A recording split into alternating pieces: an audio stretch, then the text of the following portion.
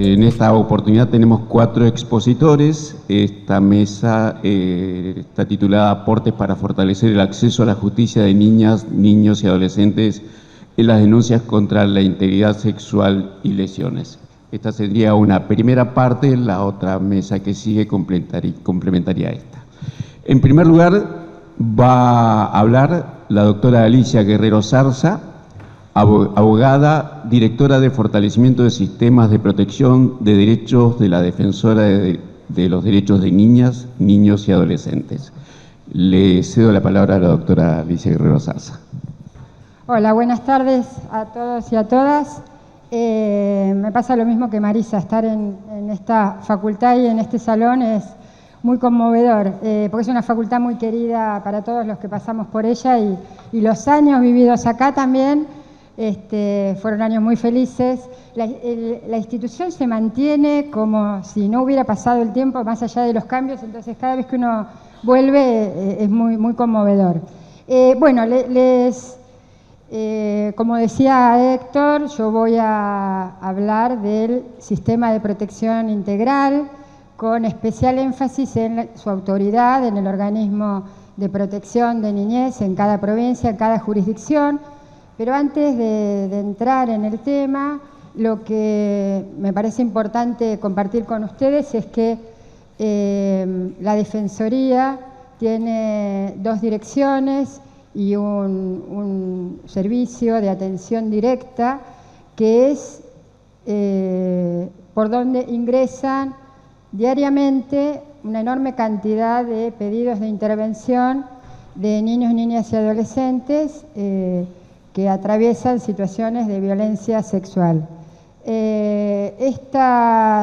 Las direcciones son la Dirección de Asesoramiento y Recepción de Consultas, que está a cargo de Josefina Dos Costas, que creo que está acá la directora, y la Dirección de Litigio Estratégico y Exigibilidad, que está a cargo de Clarisa Adem, y el área de atención directa está a cargo de la licenciada Mariana Ruida-Betz, que sí está acá seguro. Y estos casos y estas consultas que ingresan a diario son las que nutren de información que alguna de la cual voy a compartir en esta ocasión con ustedes. Información respecto del comportamiento, de cómo son los procesos, donde los procesos judiciales, los procesos administrativos, donde actúan justamente actores del sistema de protección integral, jueces, defensores, organismos de niñez, por fuera de otros actores del sistema como los agentes de educación, de salud, pero además de brindarnos esos casos, información muy relevante que alguna de ellas vamos a compartir acá, también lo que aportan es insumos para elaborar recomendaciones que implican pasar de una situación particular o de varias situaciones particulares a una mirada más general de lo que ocurre en muchos procesos judiciales y administrativos y que contiene directivas a agentes del Poder Judicial, del Ministerio Público, de los organismos de niñez.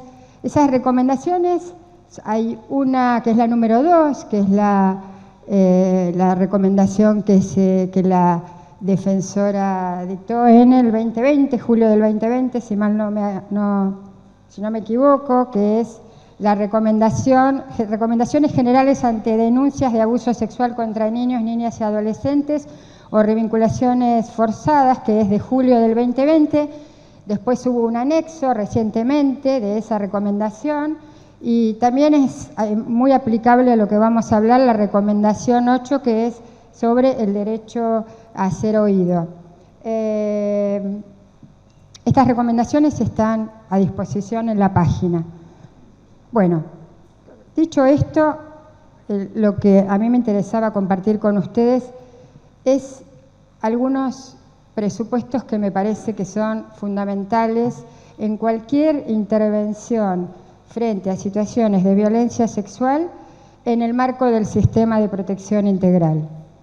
Esas perdón, me quedé. Esos presupuestos, que yo los llamo presupuestos, criterios rectores, requisitos, condiciones fundamentales, la primera de ellas tiene que ver con el marco legal. Nosotros entendemos que el marco legal con el cual cuenta nuestro país, además de lo que es el Corpus Juris internacional, que se incorpora a la Constitución, las normas de protección integral, las normas conexas de violencia, son normas que de suficiente amplitud, amplias en su reconocimiento de derechos, con estándares altos. El cuerpo legal con el que contamos para poder dar respuesta a estas situaciones es suficiente. Uno no podría decir qué leyes faltan o es necesario sancionar. Lo que sí ocurre muchas veces, y eso es un problema a resolver, lo marcaba la gente del COPNAF de Entre Ríos la semana pasada cuando presentaron la guía de buenas prácticas, es la necesidad de homogeneizar criterios.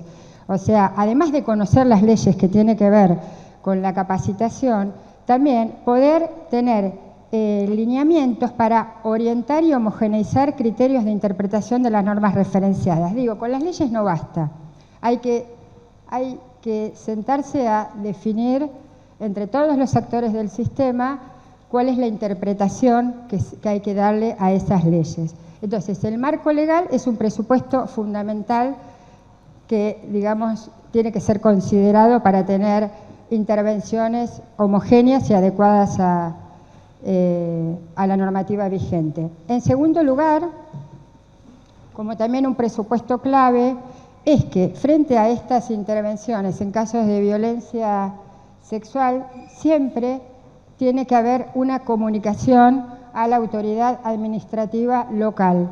Siempre tiene que haber. Es un mandato de la 26061, en el artículo 9, párrafo 3, así lo establece. Lo mismo en el artículo 30 de la ley 26061, el deber de comunicación. Esto es importante mencionarlo porque a veces les habrá pasado, hay situaciones que ingresan por otras vías, sea por fiscalía, por poder judicial, y esto mismo que cuentan las direcciones que atienden los casos es el organismo administrativo desconoce y no actúa, o sea, desconoce estas situaciones y no interviene. Entonces, es fundamental pensar que en el sistema de protección integral la autoridad administrativa tiene que estar comunicada de cualquier amenaza o vulneración a los derechos de un niño, niña o adolescente. Por otro lado, es necesario también poder contar con circuitos intersectoriales e interinstitucionales para la protección integral. En el panel de la mañana, el primer panel, tanto el representante del programa de salud sexual reproductiva como el médico hablaban de que había situaciones donde no sabían cómo intervenir, con quiénes tenían que hablar, a veces superposición de actores, algunos pareciera con las mismas funciones, otras con diferentes funciones. En el sistema de protección integral, cada actor tiene su rol, está bien definido, digo, sus competencias, sus incumbencias. Entonces, en ese sentido, la elaboración de protocolos, de guías, de circuitos que anticipen lo que quién tiene que intervenir y cómo, garantiza la efectivización de los derechos. Nosotros entendemos que esos protocolos debería elaborarlos o debería dirigirlos la autoridad administrativa del sistema de protección, que en cada jurisdicción es el órgano de niñez con diferentes nombres, llámese SENAF, Dirección de Niñez, pero esa es la autoridad de aplicación que entendemos que tiene que ser en ese carácter la que lleve adelante el diseño de protocolos de intervención. Por otro lado, también lo que es una realidad es que puede haber lindísimos protocolos, pero que si no están acordados no se cumplen. Entonces, allí también es interesante pensar que esos protocolos tienen que ser consensuados, no solo tienen que responder al rol que le corresponde a cada uno, sino hechos sobre la base de lo que en realidad ocurre en el funcionamiento de cada jurisdicción con sus particularidades, cuáles son los obstáculos, cuáles son los lugares donde el protocolo no se cumple, los aspectos que hay que acordar. Entonces, en relación a los protocolos, por todo lo dicho, digamos, a la mañana, y además porque hace a esto que denominamos la corresponsabilidad, son un presupuesto fundamental en lo que atañe al funcionamiento del sistema de protección integral. Respecto del rol de la Autoridad Administrativa de Protección de Derechos en el ámbito local, todos sabemos que el órgano de protección es quien tiene por funciones, obviamente, la adopción de las medidas de protección integral, la adopción de las medidas de protección excepcional, cuando es necesario separar a un niño de su familia, es quien tiene a su cargo esto de impulsar protocolos y circuitos intersectoriales, pero además es una autoridad llamada a intervenir en los procesos judiciales en los que es parte un niño, niña o adolescente, porque debe garantizar a ese niño el derecho a la información, a que sea oído, a que la opinión sea tenida en cuenta y a contar con un abogado del niño, o sea, con una defensa especializada. Es responsabilidad del organismo de niñez esa mirada en los procesos judiciales, civiles o penales. A veces, frente a esto, lo que se responde es los organismos administrativos están desbordados. Si hay un proceso judicial, pareciera que ya ahí hay equipos suficientes, funcionarios, pero lo que hay que tener en claro es que son distintos los roles. O sea, el organismo de niñez tiene un rol de protección y de garantía de los derechos, pero sobre todo de protección, porque muchas veces también en estos procesos judiciales ocurren situaciones que llegan a conocimiento de la Defensoría, por ejemplo, de niños o que son a veces convocados a declarar más de lo que quisieran, o por lo contrario nos ha llegado algún caso, nos han contado las direcciones, de adolescentes que quieren declarar y que como ya consideran que tienen suficientes elementos de prueba, no toman su declaración como si con hablar fuera solo un objeto, digamos, de prueba, una medida de prueba y no un acto, un derecho al cual tienen justamente que asiste a todos los niños y adolescentes.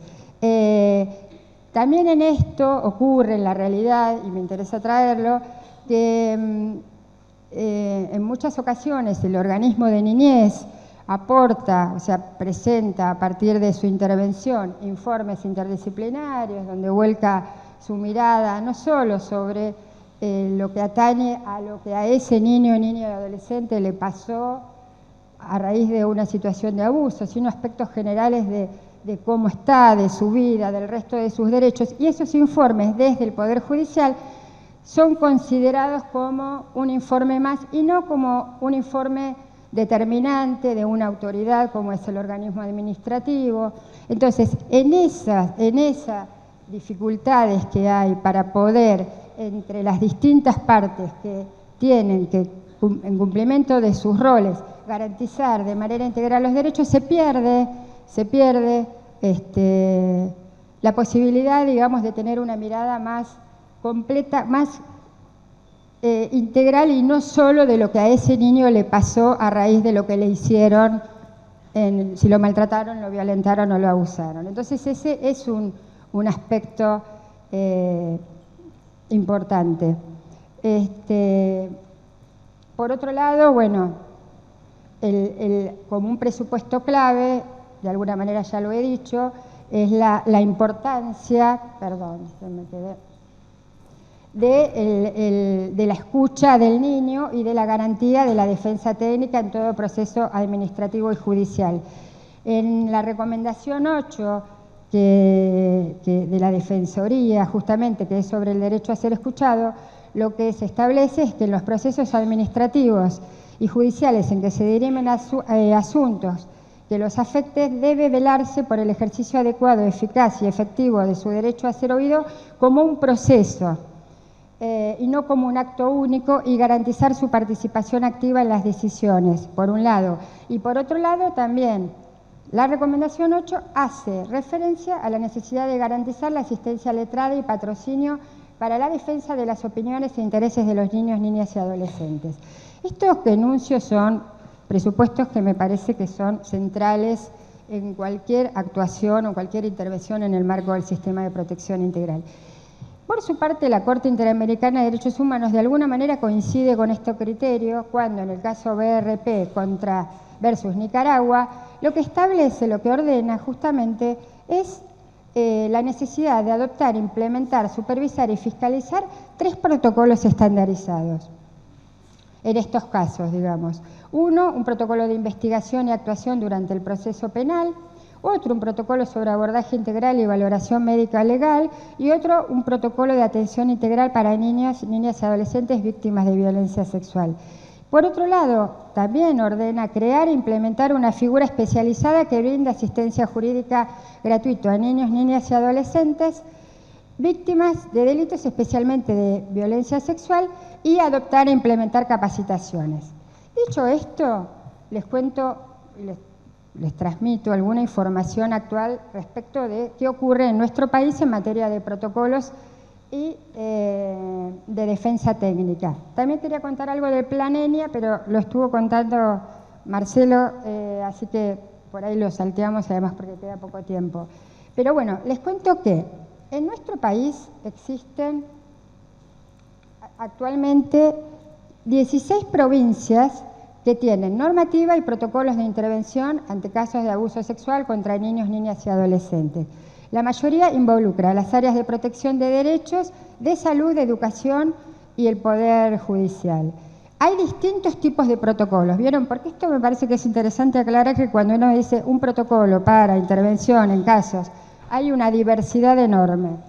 No los voy a enumerar, allí están, pero regulan distintos aspectos de lo que implica la intervención que hay que adoptar frente a un caso de abuso sexual infantil, por un lado. Por otro lado, me interesa también compartirles que en relación a lo que atañe a la defensa técnica, que en todas las recomendaciones y en general la normativa internacional establece que es un mandato, en nuestro país sigue siendo una política pública a desarrollar. Solo la mitad de las provincias tienen algún servicio de defensa técnica y con bastante condicionamientos en cuanto al acceso por los requisitos que fija a los propios adolescentes o niños que quieren contar con un abogado, y además también con no con requisitos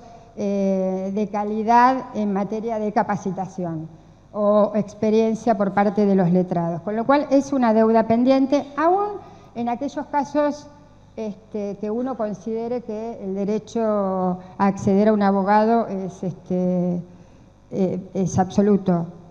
Si un adolescente quisiera conseguir un abogado del niño en alguna provincia de las que que no tiene el servicio, no podría garantizarse la defensa técnica especializada. Eso por un lado.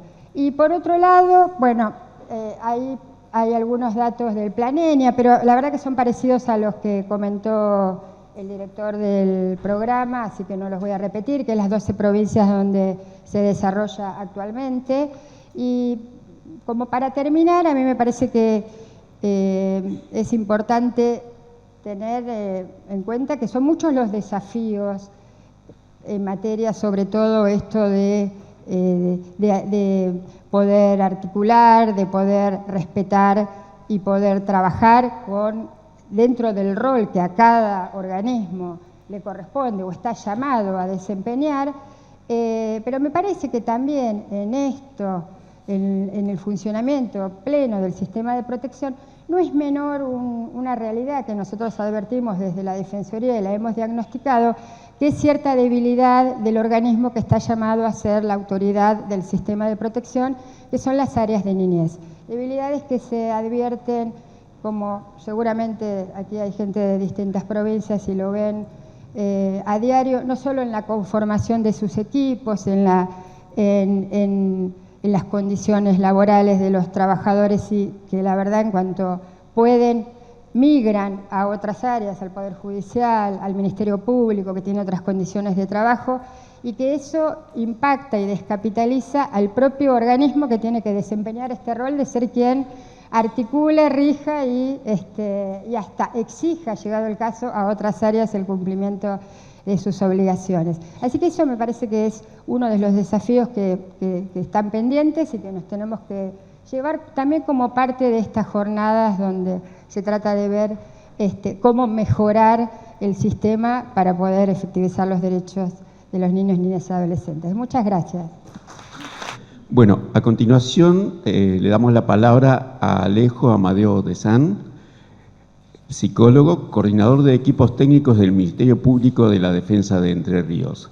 Bueno, se señaló al principio que hay profesiones de distintas incumbencias presentes, también hay distintas provincias y bueno, tenemos la oportunidad de escuchar a la provincia de Entre Ríos a través de Alejo, que nos va a hablar sobre el protocolo de intervención con niños, niñas y adolescentes víctimas de delitos contra su integridad sexual y lesiones. Experiencia de los Ministerios Públicos de Entre Ríos.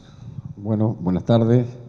Muchas gracias por la invitación, por la organización y un saludo especial del defensor general Maximiliano Benítez, que no pudo venir y que se lamentó no poder venir, así que me mandó varios mensajes preocupado a ver cómo vaya todo.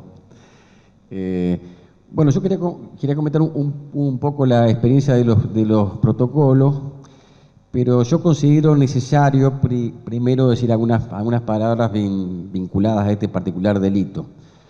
Porque los protocolos en sí, si uno no capta la esencia de la problemática, la cuestión ideológica de la problemática, la cuestión política de la problemática, a veces me preocupa tantos protocolos porque hasta me parecen analizadores de la dificultad para pensar en profundidad ciertas prácticas.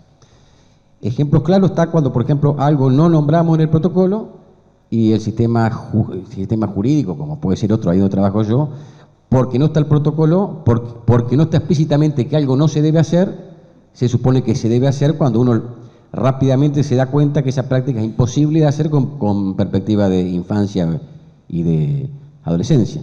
O sea, que va de suyo por el espíritu del protocolo que ciertas prácticas no se deben hacer y no es necesario ponerlas en el protocolo. Entonces, lo que me preocupa de los protocolos es esto, que termine en una cuestión protocolar y que no podamos transmitir la verdadera dimensión de la problemática. Porque si uno conoce la esencia de la problemática, es más fácil guiarse y poder ver cuándo una intervención es objetivante y cuándo es subjetivante, cuándo produce una victimización secundaria y cuándo no. La revictimización no se trata de que se lo cite una o dos o tres veces, aunque hay que tratar que sea lo mínimo posible, sino que se revictimiza cuando se vuelve a reeditar algo de la situación vinculada al mismo delito.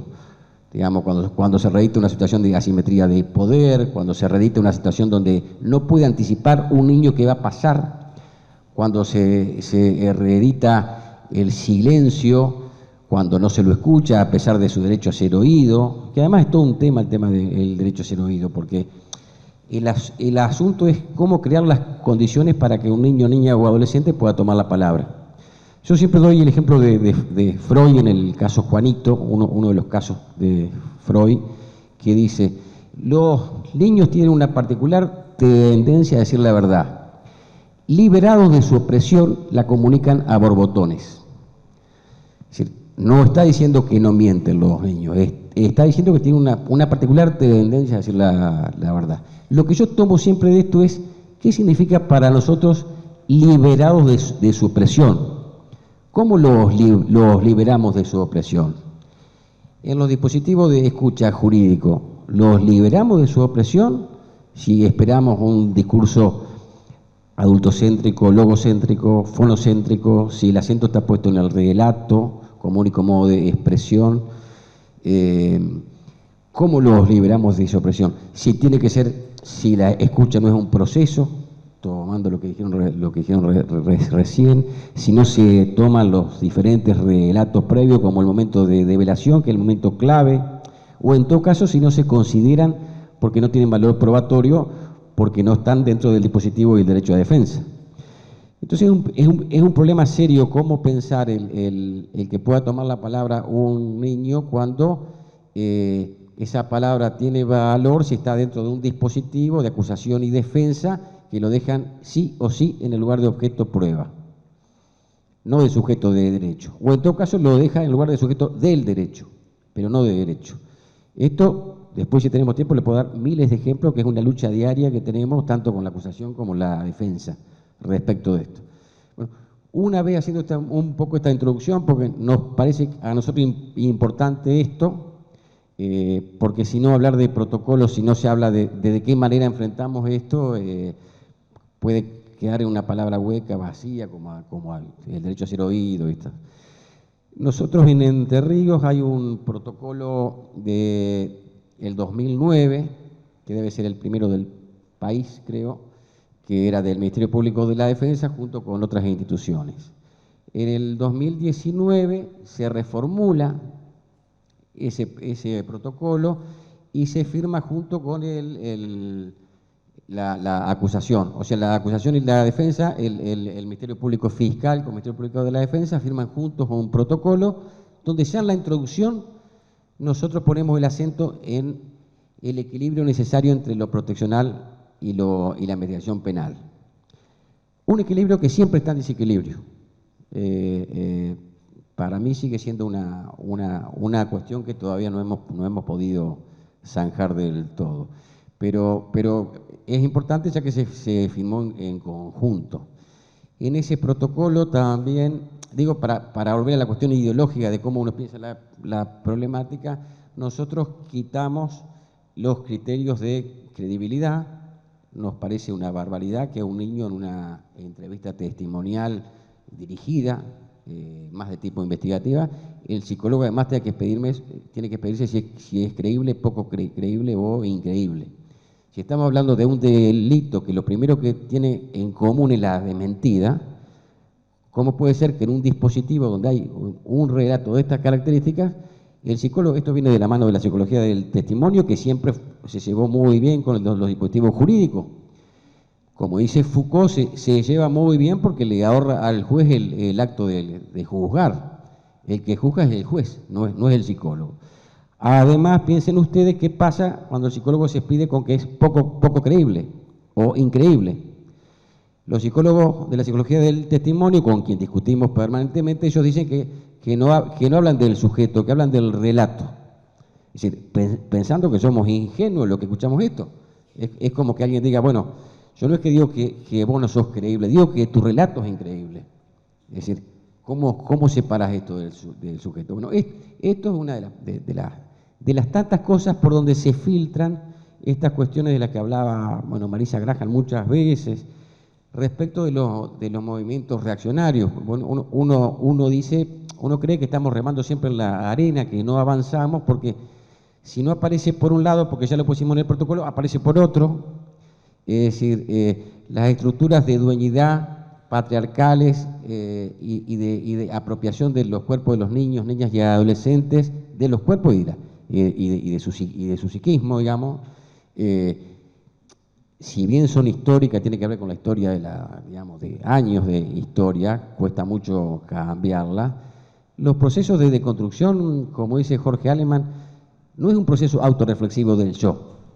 No es que como que yo haga un curso sobre la ley Micaela voy a entender lo que significa esto, no es porque hay cuestiones inconscientes, históricas, que lleva años en cada uno de nosotros, que si no nos interrogamos por estas cosas es muy difícil que vayamos a tener una apertura. Es decir, digamos, lo más probable es que tengamos muchos cursos, pero que repitamos prácticas objetivantes. Entonces, ese es el espíritu, un poco lo que estamos discutiendo siempre en la provincia. No hace mucho hice una resolución del defensor. Hay una característica que hay también dentro del protocolo interno y una posición que tomó el defensor general es dar una especialización a los defensores en los delitos contra su integridad sexual y lesiones. O sea, una especificidad. No es que hacen múltiples funciones y aparte esa. Si bien esto se va avanzando de a poco, no es en todos los lugares de la provincia, esta es la intención del Defensor General. Me parece que va acorde con todos los pactos, con todo lo que ya sabe la mayoría acá. Y es importante que sea específico por lo que mencionamos hoy, para conocer la esencia de la temática. Además, le ha dado cada vez más atribuciones a estos defensores penales de niños, niñas y adolescentes, que se llama. Eso es una cosa también novedosa dentro de lo que es la provincia. Otra cosa que quería transmitir, nosotros en el protocolo interministerial, que está incluido el protocolo este que les comentaba de los dos ministerios, muchas instituciones ahí de Entre Ríos, hace varios años que venimos dando capacitaciones en todos los departamentos de la provincia, fiscales, defensores de educación, de policía, y tenemos un observatorio y una mesa donde discutimos permanentemente estas cosas con los diferentes actores, que eso ayuda bastante a que no ocurra esto que seguimos denunciando, estas prácticas objetivantes. Vamos a continuar con la tercera exposición, en este caso de Azul Romero Beri, directora nacional de asistencia a las víctimas del Ministerio de Justicia y Derechos Humanos de la Nación. Azul Romero Beri nos va a exponer sobre experiencia y desafíos del patrocinar para garantizar el acceso a la justicia de niñas, niños y adolescentes. Buenas tardes a todos y a todas. En primer lugar, agradecer la invitación en nombre del Ministerio de Justicia y Derechos Humanos de la Nación y del Secretario de Justicia, el doctor Juan Martín Mena, a estas jornadas interdisciplinarias de prevención y atención a las violencias contra las infancias. Muchas gracias a la doctora Estela Maris Martínez y a la Defensoría General de la Nación por incluir en la experiencia de este programa Patrocinar esta política pública que surgió a partir de que como Estado nos estuvimos viendo interpelados por esta problemática del abuso sexual en las infancias y una expectativa de la población de dar una respuesta integral. Y a todas las personas que están acá presentes, que están interesadas en conocer las experiencias que se están trabajando en la materia.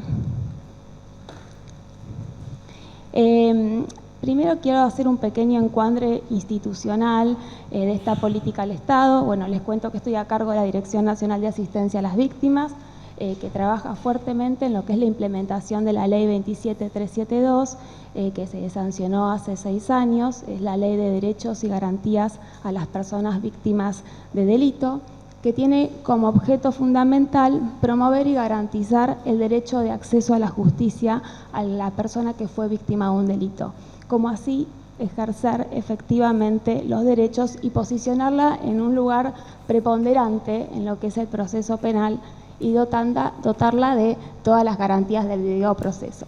Esta ley de asistencia a las víctimas creó lo que se llama CENAVID, que es un centro de asistencia a las víctimas para los delitos federales. Yo ahora voy a hablar de un delito ordinario, que es el abuso sexual, pero que de manera coadyuvante, depende de esta dirección, trabaja y acompaña a las víctimas de delito. Esta ley 27372 promueve una intervención en el caso que se basa en 3 principios fundamentales. El primero, que es en el que tenemos de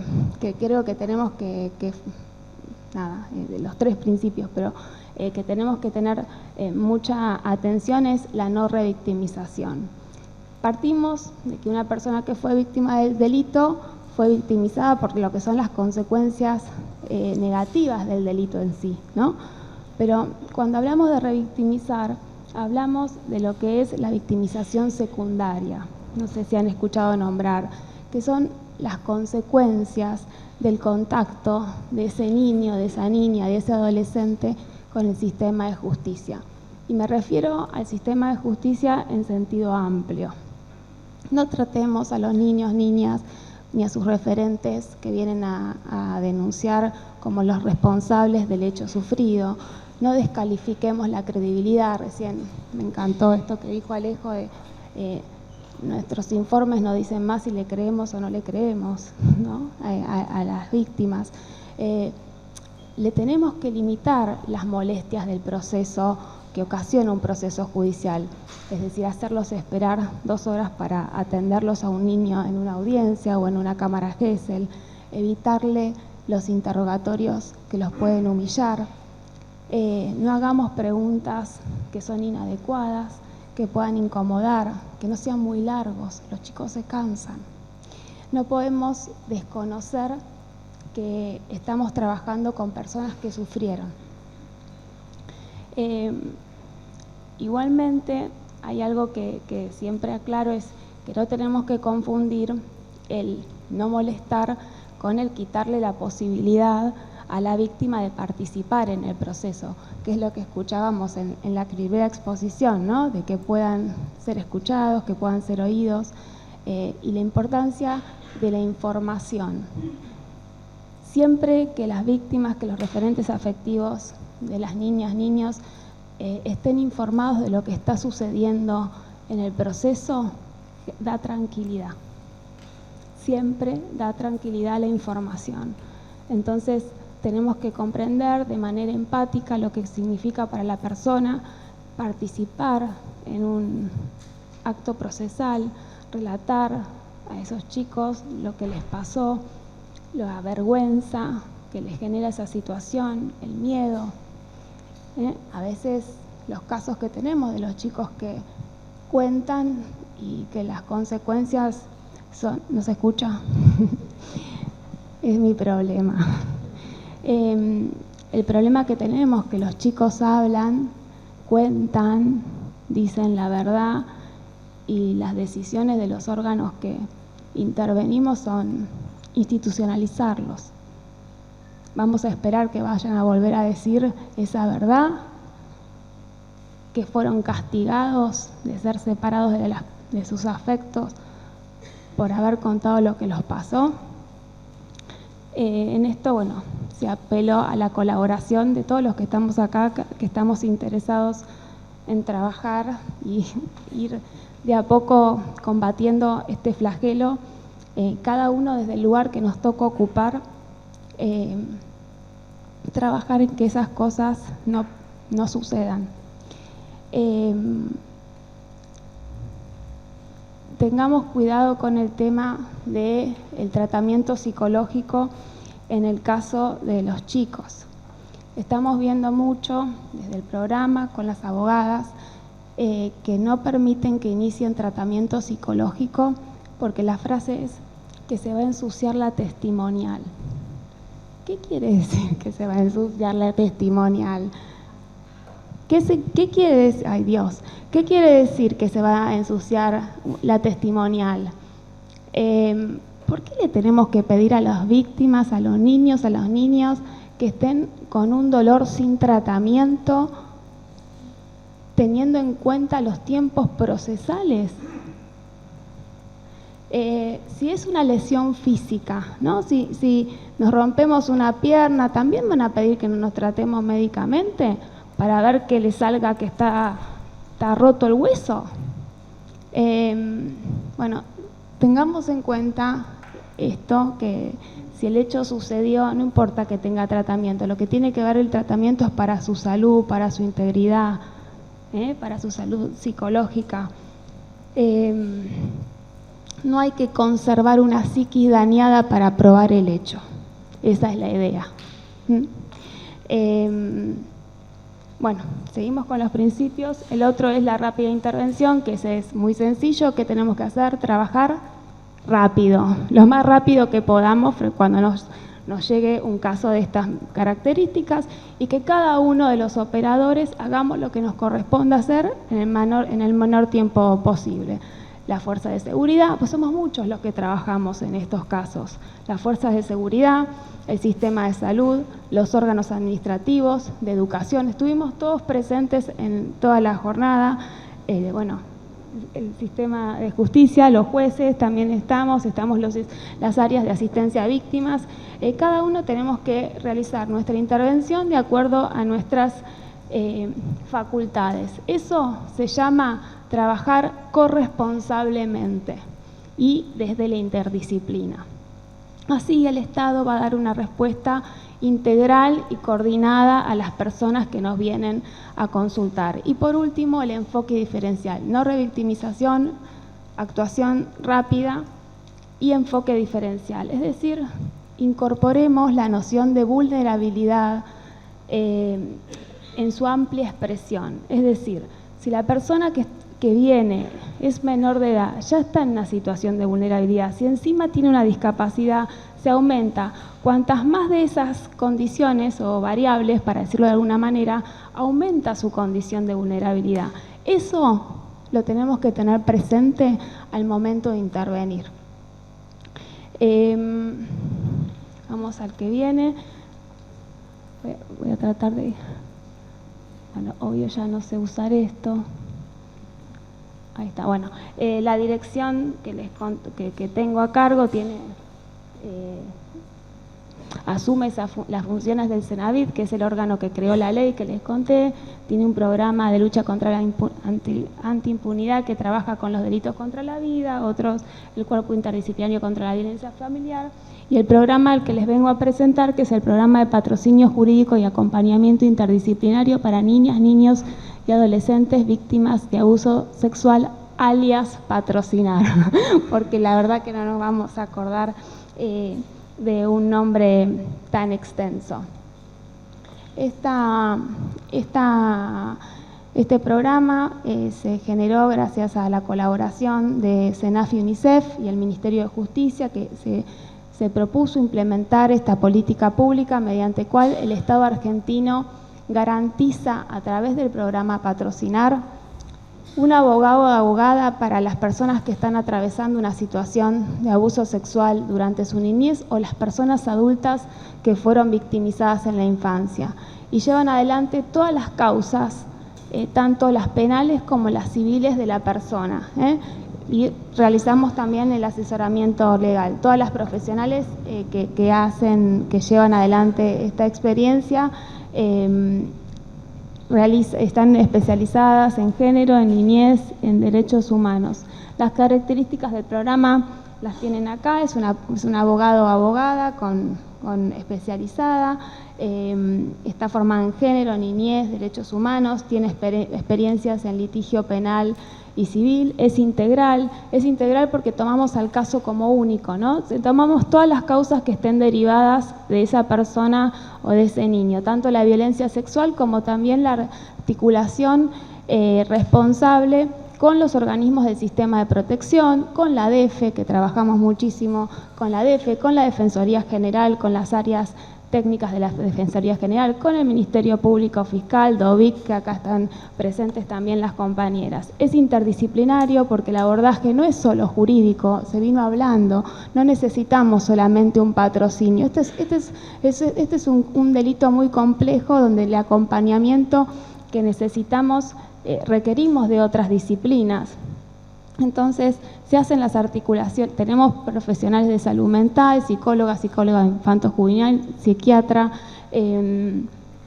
y estas profesionales ayudan a las abogadas a entender los escritos, a comprender las pericias, a contestar, a atender al niño, niña o adolescente o al referente afectivo. Es gratuito, no tiene costo alguno, no importa, nosotros damos por sentado que el niño en sí, si tuviera dinero, no puede disponer de él, así que no es necesario que se acredite la persona que lo viene a defender cuál es su estado de situación.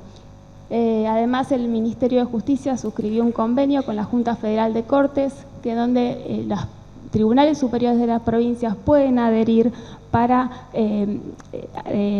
garantizar la gratuidad de los gastos judiciales, que eso también ayudaría mucho porque ustedes saben que es muy costoso. Es federal, acá ven el mapa, estamos en las jurisdicciones capitales de cada una de las provincias, salvo en Río Negro, que está en General Roca y en Bariloche, y en Santa Fe en Rosario, por una cuestión de la cantidad de gente y la cantidad de consultas que había, por eso se decidió ahí, y en la provincia de Buenos Aires, que se ha ampliado a las jurisdicciones de La Plata, Lomas, Avellaneda, Quilmes, San Martín, Morón y La Matanza. Del trabajo corresponsable ya les hablé, que tenemos que coordinar con niñez. Estaba antes la subsecretaria que hablaba, bueno, que también coordinamos con ella el tema de los tratamientos. Les quiero mostrar, se ingresa al programa por la línea 149 o los centros de acceso a la justicia, se va a comunicar, ahí tienen un minuto, bueno, perfecto, un minuto, ahí tienen el correo electrónico para que se puedan comunicar. Y les quería mostrar esto, que es el tema de los números, para que tengan idea. El programa se creó hace un año. Esta es lo que es la información que tenemos, que es que estamos interviniendo en 662 causas en todo el país. El 65% son niñas y adolescentes y más del 80% de las referentes afectivas son mujeres. Bueno, ahí se ve bien cuál es el 30% de las personas mayores de 18 años. Tenemos muchos casos de personas adultas que se están animando a hablar. Antes era casi el 40% de los casos que llevábamos son personas adultas que están que pudieron denunciar. ¿Qué sigo? Bueno, este es el vínculo de las personas que acompañan, el 93%, me había adelantado, el 93% son mujeres. Estos son los vínculos familiares, abuelas, sobre todo las que acompañan son madres. Y bueno, para la próxima me voy a quedar con los obstáculos con los que nos estamos encontrando en este primer año de trabajo, pero le dejo los títulos y en la próxima jornada, que seguramente se va a armar por el éxito que han tenido esto, acá la veo a la doctora, así que bueno, les agradezco muchísimo la invitación y un honor para mí estar en esta aula magna de la Universidad de Buenos Aires. Gracias. Muchas gracias a vos, Azul. Y a continuación, cerrando esta mesa, le damos la palabra a la doctora Victoria Famá, jueza a cargo del Juzgado Nacional de Familia en lo Civil, Juzgado Nacional en lo Civil número 92, Juzgado de Familia, quien expondrá sobre la importancia del derecho a ser oído de niños, niñas, niños y adolescentes en los procesos judiciales. Buenas tardes a todos, a todas. Agradezco especialmente a la doctora Estela Maris Martínez y a la doctora Marisa Graham por haberme invitado a estas jornadas y este distinguidísimo panel, que encima me toca hablar última y ya a esta altura creo que lo que se me podía haber ocurrido decir ya lo dijeron, pero bueno, la vamos a remontar. Yo quiero anticipar que mi lugar aquí está claramente condicionado por mi función, es decir, yo soy jueza de familia, de manera que no voy a trabajar el derecho a ser oído desde una perspectiva de un proceso penal en situaciones de violencia sexual o de violencia de distinta índole, sino que el abordaje que he pensado sobre un tema que también está tan trillado, ¿no? Uno dice, otra vez hablar de esto, cuando en rigor nos damos cuenta que es muy necesario hablar de esto. Mi abordaje, por supuesto, va a ser desde una mirada diferente y quizás más amplia y abarcativa de otras situaciones y no solamente las situaciones vinculadas con violencia de tipo sexual. No hay duda que si hay una norma que constituye la columna vertebral, digamos, del sistema de protección integral de derechos, es el artículo 12 de la Convención, que junto con el artículo 5 son los que verdaderamente han generado este cambio de paradigma del sistema tutelar al modelo de protección integral y a la consideración de la subjetividad del niño, niña o adolescente, ¿no? Este niño parlante, este niño que habla por oposición a este infante que desde su propia idea o construcción etimológica era un niño que no hablaba, el que no habla es el infante, el que está fuera del lugar de la conversación, es el verdadero cambio, o por lo menos para mí la verdadera ruptura de la Convención, porque el niño siempre fue titular de derechos, lo sabemos, también lo era con Vélez Sarsfield, pero era plantear un sujeto universal, supuestamente neutral y supuestamente universal, en donde todos estábamos en el mismo lugar. Hoy el niño habla, hoy el niño participa,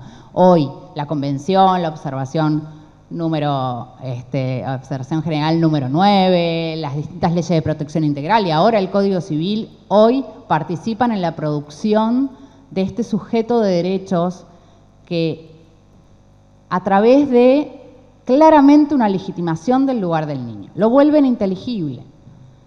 Y esto produce un cambio tan importante que nos obliga a nosotros a corrernos de la mirada adultocéntrica. Mirada adultocéntrica que lo cierto es que no necesariamente surge de una mala intención, digamos. Hay como algo hasta, diría, en un punto natural o cultural, de querer proteger a las niñeces. Pero protegemos a las niñeces sin darnos cuenta que lo hacemos desde un lugar claramente adultocéntrico, en donde el niño, niña o adolescente pasa a un segundo plano. Y si nosotros tenemos toda esta normativa y tenemos toda la jurisprudencia y tenemos las miles y millones de obras jurídicas, jornadas, charlas, etcétera, donde repetimos y reiteramos el derecho de niños, niñas, adolescentes a ser oído, ¿en verdad escuchamos a los chicos? Y esta, para mí, es el gran desafío, porque no hay duda de que tenemos que escucharlos. Pero ¿escuchamos a los chicos? Y hago en esto una autocrítica al fuero de familia, a los jueces y juezas de familia. ¿Los escuchamos de verdad? ¿Cómo los escuchamos? ¿Qué hacemos con esta escucha? Acá retomo algunas de las cosas que dijeron aquí mis compañeros, tanto Alejo como Azul. Miranda Fricker, que es una feminista, filósofa inglesa, ella acuñó el concepto de injusticia epistémica, ¿no? La injusticia epistémica se vincula precisamente con esto de lo que estábamos hablando, de agraviar al sujeto como portador de conocimiento. Es decir, pongo en duda que el sujeto, víctima en este caso, puede ser capaz de producir conocimiento. Y dentro de esta injusticia epistémica ella habla de la injusticia testimonial, que tiene que ver precisamente con esto, con no creerle al sujeto, con poner en duda su palabra. ¿Le creemos a los chicos cuando nos hablan? ¿O seguimos teniendo una mirada adultocéntrica en donde nosotros entendemos lo que queremos entender y lo que consideramos que es mejor para ellos? ¿Es el niño o niña o adolescente un sujeto confiable? Miranda Fricker habla de agentes confiables, agentes no confiables. Y los agentes confiables en su testimonio son aquellos cuya confiabilidad se presume, ¿sí? Varón, adulto, cis, blanco, etcétera, etcétera. Y hay toda otra serie de sujetos que no son confiables, que no son agentes confiables, cuya confiabilidad se determina a través de una evaluación, esta evaluación de la credibilidad. Y esta evaluación, ¿quién la hace? La hacemos nosotros. La hacemos a partir y atravesada por infinidad de sesgos, de prejuicios, de generalizaciones. Porque la niñez también es una categoría sospechosa.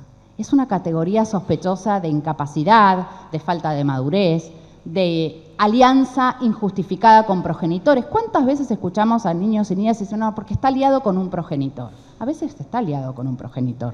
¿Cuántas veces está aliado injustificadamente con un progenitor? Un niño, niña o adolescente testigo de violencia, testigo, entre comillas, que defiende a su madre porque es testigo de violencia. ¿No es también víctima de violencia? ¿Podemos seguir hablando de niños testigos de violencia? ¿Es una alianza con su madre? Sí. ¿Está justificada? Por supuesto que sí, porque él también es víctima de violencia. Entonces, cuando nosotros estamos evaluando esta credibilidad de niños, niñas y adolescentes y partimos de poner en jaque todo el tiempo lo que nos está diciendo, no vamos a tener niños o niñas que se expresen con libertad y que confíen en el sistema. Vamos a tener fallas en la conversación, en la comunicación. Vamos a evaluar de manera absolutamente errada o haciendo un juicio de valor equivocado y prejuicioso cuáles son sus verdaderas intenciones o motivaciones al contarnos, al hablarnos. Nosotros tenemos que poner en claro el valor de la palabra del niño. Escuchar al niño no es solamente una formalidad, es darle valor a su palabra. Quizá quiero dar un ejemplo muy brevemente de un dictamen del Comité de los Derechos del Niño de ahora, del 11 de junio de este año, en donde se relata toda una situación macabra, nefasta, de una adolescente de 13 años violada por su padre que quiere interrumpir el embarazo, que quiere abortar. La niña a los gritos diciendo que se quiere morir, que no quiere seguir con el embarazo. Nadie en el sistema de salud la escucha, le dan planes de dieta para el embarazo, planes de parto, información acerca de las ecografías, etcétera, nadie la asiste psicológicamente ni le informa acerca de su derecho a interrumpir el embarazo. Esto no mejora cuando el caso se judicializa, porque la fiscal que interviene, como la nena se negaba a ir a un centro de salud a hacer los controles, le manda a los médicos al domicilio con la policía. Entonces, ¿qué pasa? Toda la comunidad termina en contra de la niña, porque empieza a haber un prejuicio acerca de que ella es responsable de esta situación de violencia y del embarazo, y que está pasando, la niña deja de ir al colegio. La fiscal obtiene confesión del violador, tiene la palabra de la niña, tiene las pericias médicas que se le habían hecho a la niña y sin embargo considera, este es un caso contra Perú, por Dios, no, si fuera nuestro me suicido, pero ya acá podría ser, pero espero que no. ¿Y qué considera la fiscal? Que es un caso complicado y que hay que esperar que nazca el niño para poder terminar de hacer las pericias. Por supuesto que la niña termina abortando y la fiscal luego la denuncia penalmente por el delito de autoaborto. Esto es no darle valor al testimonio de la niña, más allá de toda la ideología, los prejuicios, las cuestiones que puede haber antiaborto, no me importa, es no darle valor, no escucharla. La denuncia es por tortura, la denuncia es por afectar el derecho a la vida, a la salud, la denuncia tendría que haber sido también por no cumplir con el derecho a ser oída. Esta entonces es la primera cuestión que yo quiero resaltar, que tiene que ver con, por favor, démosle el valor a la palabra de los niños. Y la segunda cuestión que quería mencionar, también un poco adelantado a los colegas, compañeros aquí, no todos son colegas, pero tiene que ver con qué significa oír al niño y qué significa este proceso claramente de escucha, que no es una sola acción, que es un conjunto de acciones y que es un proceso que no es lineal. Y esto lo vemos mucho en el fuero de familia. Porque no es un proceso lineal. Esto no significa revictimizar. Revictimizar significa, como decía aquí Alejo, reeditar una situación traumática. Escuchar más de una vez al niño en un proceso articulado por distintos actores, en donde intervienen distintos actores con distintos espacios y con distintos tiempos, no necesariamente es revictimizar. El proceso de escucha es un proceso abarcativo de lo psíquico, de lo familiar, de lo contextual, de lo social, de lo histórico del niño. Es un proceso que además es interdisciplinario. Y este conjunto de acciones no solamente se da en un acto de escucha, donde también tenemos que hacer un proceso de este tenor, donde tenemos que distinguir lo que implica escuchar, lo que implica saber preguntar. Y a mí los protocolos hermosos y fantásticos que tenemos, los felicito, pero no son suficientes, porque si me guío por el protocolo, a todos los niños y niñas y adolescentes le tengo que preguntar lo mismo, decir lo mismo, actuar de la misma manera. Y esto no es así. Nosotros necesitamos, en el corto tiempo que dura un primer encuentro con un niño o niña en el fuero de familia, y hablo en general no tanto de situaciones de abuso sexual o de violencia sexual, porque nosotros ante una denuncia de violencia sexual yo no entrevisto a un niño. Yo lo que hago es tomar una medida de protección para no contaminar el testimonio y ahí sí para no revictimizar. Entonces tomo la medida de protección y después intervenimos. Hablo en general de distintas situaciones, hasta de conflictos paterno-filiales. Cuando yo entrevisto al chico, estoy 20 minutos, media hora.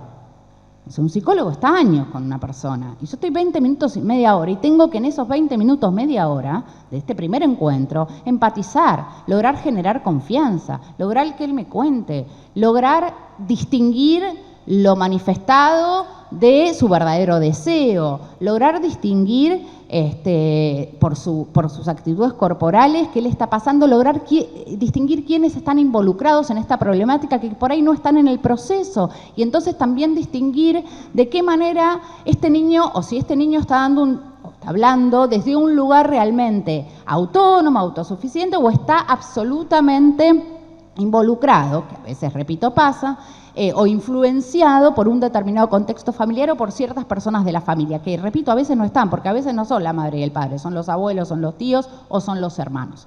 Entonces, por eso, y en esto también aclaro, es tan importante que el niño o niña sea escuchado en los procesos de familia, a solas, con presencia del defensor de menores o defensora de menores. Esto es vital para la confidencialidad de la escucha. Ya termino. La escucha, sí, seguro que me pasa, pero voy a tratar de dar. La escucha debe ser debe ser absolutamente confidencial. Por eso tenemos que tener mucho cuidado en lo que ponemos en un acta cuando entrevistamos a un niño en un proceso, porque estas actas pueden ser fulminantes para el niño. Entonces, más allá de que haya una información que podamos reservar en un expediente para que lo vea la cámara y demás, no tenemos que caer en la falsa dicotomía derecho a la intimidad versus defensa en juicio. La palabra del niño en un proceso civil de familia no es prueba pericial que tenga que ser fiscalizada por los adultos. Porque yo no puedo, además, no solamente que con esto pondría muy en riesgo la confidencialidad y la libertad del niño para expresarse, por eso también estoy en contra de, sé que muchas provincias están con esto, de la videograbación de las entrevistas. En el foro civil, si nosotros videograbamos las entrevistas, yo estoy obligada a decirle a un niño o niña que lo estoy filmando. Y les aseguro que creo que no sería el mismo el resultado de la audiencia. Entonces, creo yo que esto no preserva la verdadera, no solo confidencialidad, sino la libertad que tiene que tener el niño o niña para expresarse en una audiencia. Esto, repito, no es prueba en un expediente, no me pongan en ese lugar y no puedo poner en el niño en el lugar de hacerlo sentir responsable de la decisión, porque por más que los niños nos resuelven casi siempre los casos, es la realidad, escucharlos a ellos nos da la solución, ellos no son responsables y tenemos que aclararlos que nosotros los escuchamos. Y por último, este conjunto de acciones que conlleva la escucha no es solamente en una entrevista.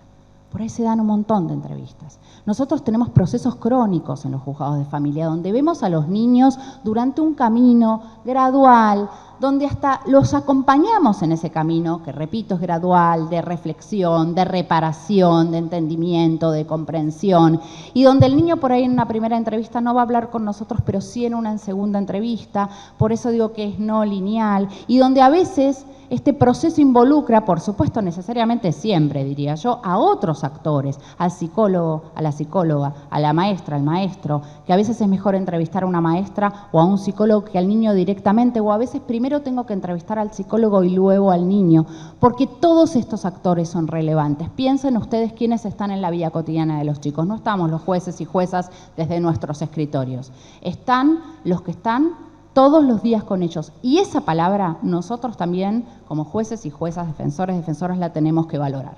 El testimonio de quienes todos los días están con ellos y nos vienen a decir y nos denuncian.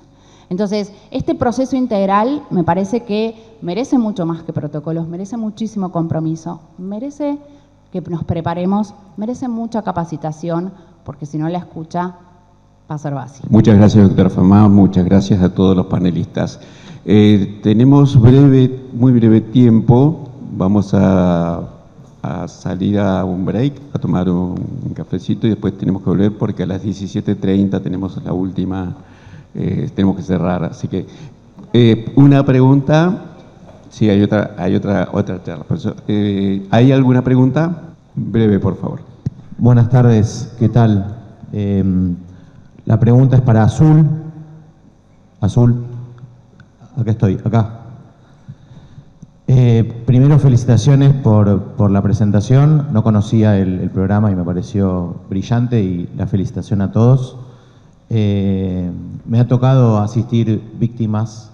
Tuve la posibilidad de hacer la denuncia del Club Independiente hace 5 años. En el mes de septiembre va a ser el juicio, ¿sí?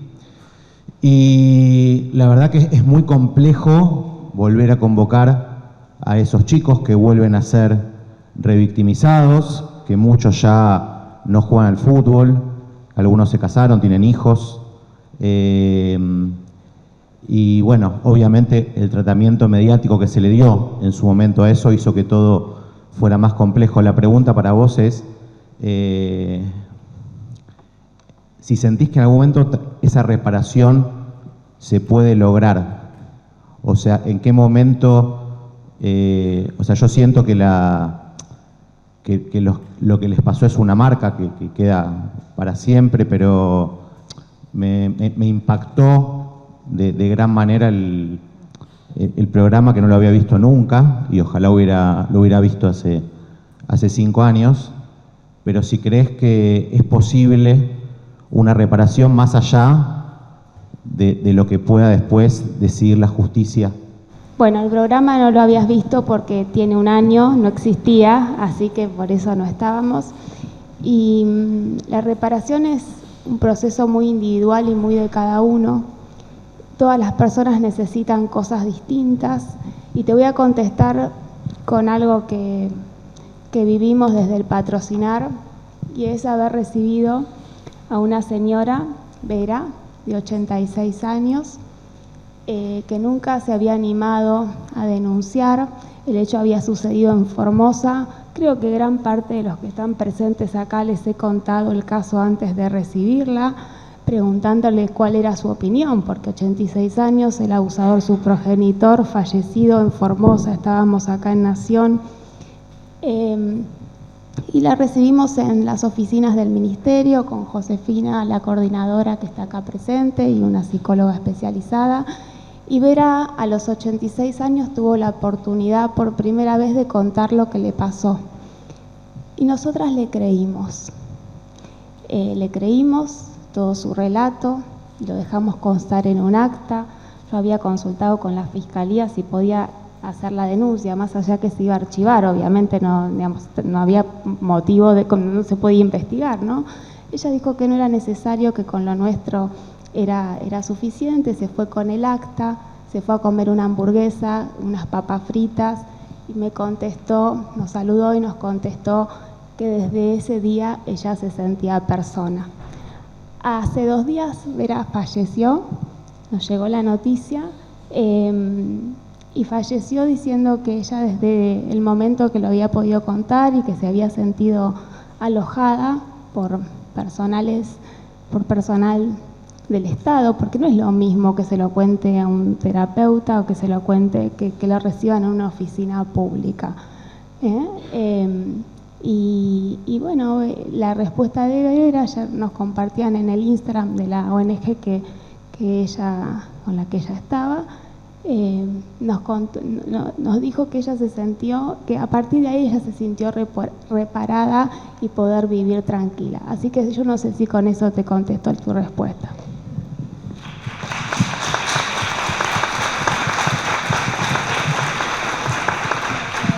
Sí.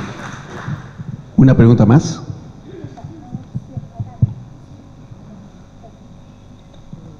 Acá me parece que hay una pregunta. Acá adelante. Acá adelante. Bueno, buenas tardes. Quería hacer una pregunta Azul con respecto al patrocinar para niñas y adolescentes víctimas, si es para la víctima directa o es para la víctima indirecta. Sería, digamos, el niño adolescente sería la víctima directa y la víctima indirecta sería la persona, el representante. Muy bien, la doctora que leyó la 27372, eso es fundamental. Soy abogada del niño. Por eso. Nosotros representamos al referente afectivo, a la víctima indirecta, la persona que cuida. Es independiente de lo que es el abogado del niño. El abogado del niño puede estar en los procesos civiles y puede estar, a pesar de que estemos nosotros, como también la Defensoría General tiene, no sé si están las doctoras, acá están las dos colegas que representan a los niños en el proceso penal. Nosotras representamos al referente afectivo, que es a la persona que el niño cuida, que como decían en las estadísticas mayoritariamente son las madres, son las abuelas, pero una de las dificultades que tenemos es cuando el referente afectivo no es la madre, no es la abuela, sino que es alguien que no es familiar, porque también en nuestra cabeza y en la justicia de familia, que todavía tenemos muy arraigado cómo acreditamos el vínculo, pero nosotros lo que representamos es al que cuida a ese niño. Ese niño solo, si no tiene nadie que lo esté acompañando, es muy difícil que pueda salir de ese lugar de vulnerabilidad. No sé si está respondida. Pero sin embargo, digamos, en la provincia de Buenos Aires, por ejemplo, yo patrociné a una niña de 11 años como particular damnificada y a un niño de 16 años, y hubo un precedente que se podía presentar en forma autónoma, como digamos estaba la particular damnificada, su progenitora, y y el niño, como era considerado un adulto, porque ya tenía, digamos, el juez tomó la capacidad progresiva, la Cámara fue porque tuvimos que ir en queja, que nos acompañó muy bien el Ministerio de Justicia de la provincia de Buenos Aires para hacer fuerza para poder llegar a la Cámara y, digamos, crear una mirada diferente, teniendo en cuenta también para pedir la reapertura de la causa, la propia víctima en su propia voz, en primera persona.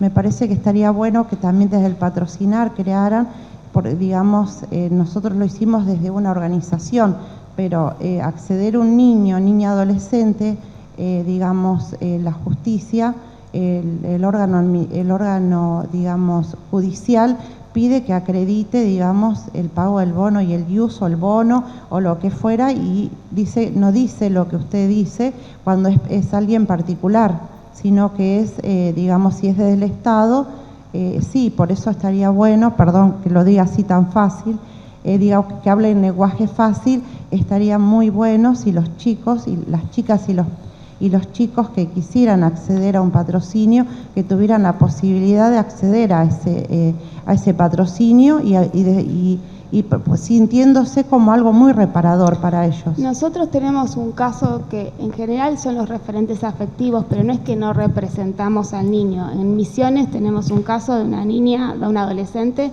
que está institucionalizada y nosotros somos los abogados querellantes de esa niña. Además, más allá de la experiencia de la provincia de Buenos Aires, que bienvenido todos los que trabajemos representando estas causas y nunca los recursos son finitos, no alcanza todo lo que estamos trabajando en esto y sin embargo tenemos situaciones donde la falta de representación hace que no se puedan garantizar, ¿no?, esos derechos. Pero pensemos que este es un programa federal, está en las jurisdicciones capitales de cada una de las provincias, es una primera etapa, es un proyecto piloto, la idea es llegar a cada una de las personas, a todas las jurisdicciones del país. Es el primer año, les aseguro que implementar una política pública de este tenor genera mucho esfuerzo y mucho compromiso de todas las profesionales del interior, porque las profesionales son de cada una de sus provincias, que conocen sus territorios, que conocen los organismos con los que trabajan de su provincia, de su municipio, de nación. Por eso también, bueno, viajamos mucho en el interior, al interior del país para hacer conocer este trabajo que tiene que ver con la integralidad.